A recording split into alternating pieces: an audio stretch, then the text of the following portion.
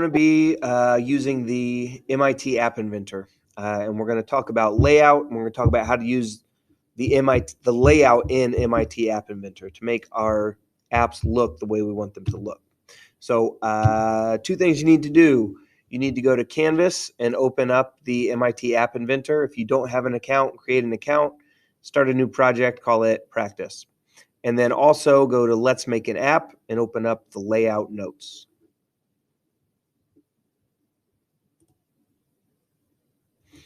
Layout is how everything is arranged on the screen. It's what our user sees when they're using our app.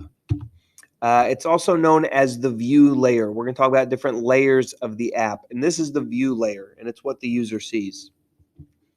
The user is the person who uses the app, and they only care about the view layer. We are the programmers.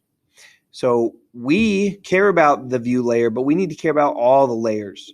So later on, we're going to talk about the control layer, and we have to think about the control layer while we're making the view layer, and we need to think about the view layer when we're making the control layer. So it kind of goes back and forth. Our brain has to be in two places at once as the programmer.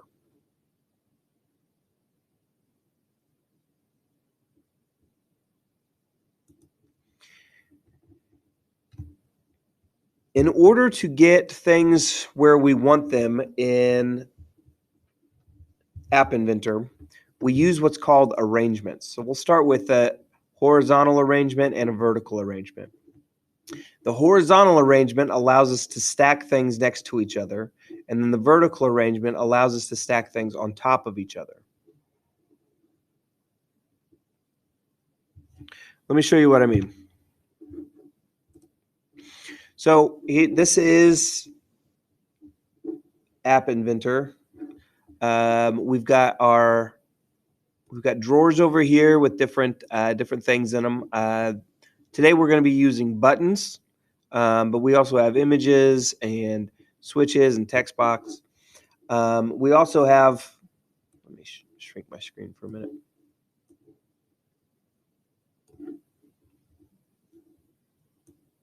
There we go. We also have, this is our view panel, so we can see what the app looks like. And then we have components here. This is going to create an outline of everything we put on our screen. And then our properties here, this will change depending on what we click on. So if I want to put two buttons right next to each other, I can drag over a button, and you can see it goes over here and also changes my properties. But if I want to put a button right next to it, it won't let me. If I want to put a button in the middle of the screen, it won't let me.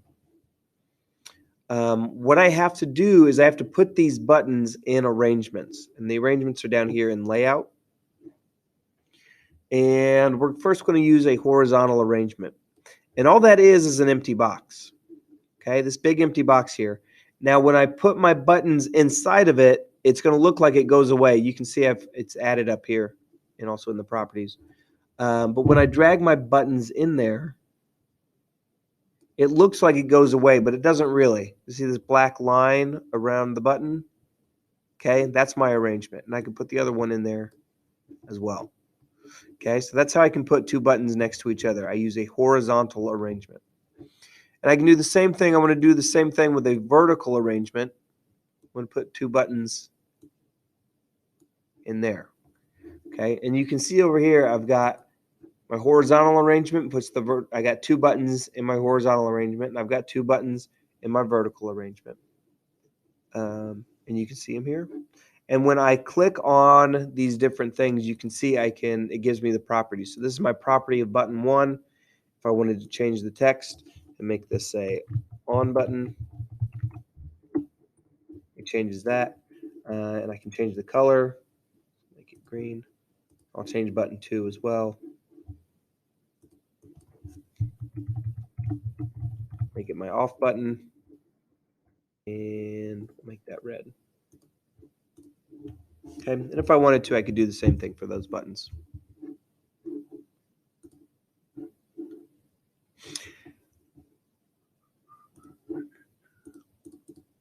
A table arrangement allows me to create a grid, and then I can put things in that grid. So columns go up and down, rows go left and right, and that's how I make my grid out of columns and rows.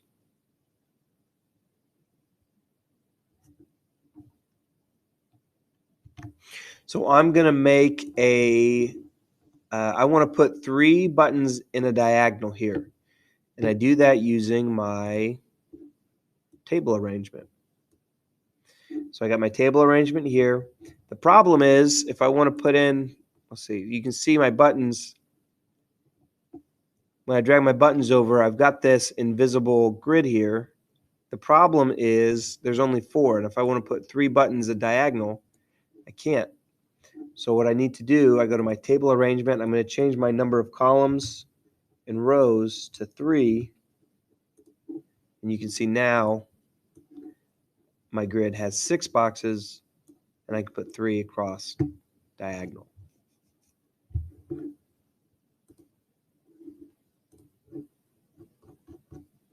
We also have something called the scroll arrangement, and that gives us the option to put more than what will fit on a screen onto our screen by adding a scroll bar.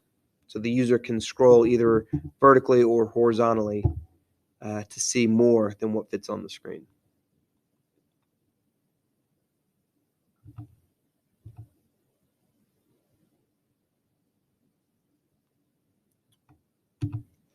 Camel Case is a way of naming files without spaces. So there are times when we're not allowed to use spaces in computer science. And what we do is we use Camel Case, and we just capitalize the first letter of each word. So Mr. Kraft drives a bug. So each letter of the first letter of each word is capitalized, and that way we can read it. When we go to set the size of our objects in App Inventor, everything is set to be automatic. And what that means is the size will change based on what's inside of it. So let me show you what I mean.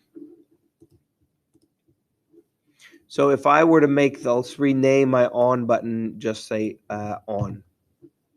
Okay, because the height and the width are automatic, it changes the width to be as big as the text that is inside of it. Same thing with my off button. Let's see, I'm going to make this say this button turns the app off, and it gets real big. Okay. Also notice how my arrangement is also set to be automatic. So as the button gets bigger, the arrangement gets bigger. And as the buttons get smaller, the arrangements will get smaller. The opposite of that then is what's called fill parent. And this makes the object as big as whatever it's placed inside of. So let me show you what that means. Let me fix this real quick.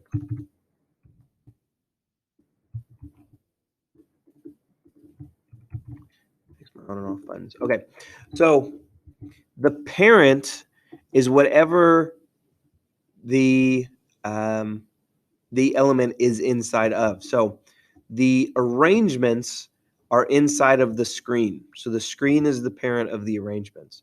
The buttons are inside of the arrangements. So the arrangements are the parents of the buttons. So if I tell this arrangement that I want it to be fill parent wide, it's going to become as wide as the screen. Okay, do the same thing with a vertical arrangement. So if I tell it that I want this button to be as wide as its parent, it's going to be as wide as the vertical arrangement. And so that button's going to get really big.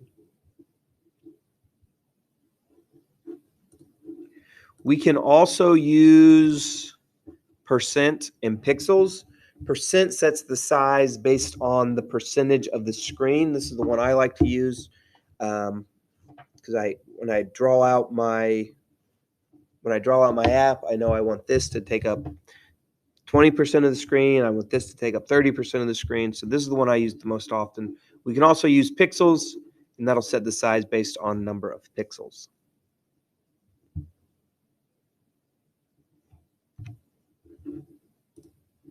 So if I want all of these to be the same height, I can go in and I can change the height of each of these arrangements to, I'm going to make it 30%.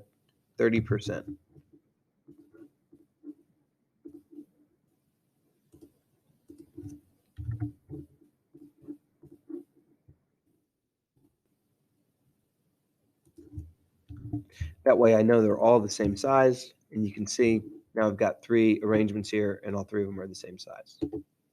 One more thing I want to show you is how we can move these things once they get inside of an arrangement. Instead of trying to drag this button where we want it to or tell this button where to go, what we do is we tell the arrangement where to put the buttons inside of itself. So I want these buttons to be right in the middle here, so I'm going to go click on the arrangement and then use center and center. And now you can see that the buttons are where I want them. And by using the arrangements, by using the different sizes of the arrangements, using the different sizes of the elements within the arrangements, we can put anything where we want it to go.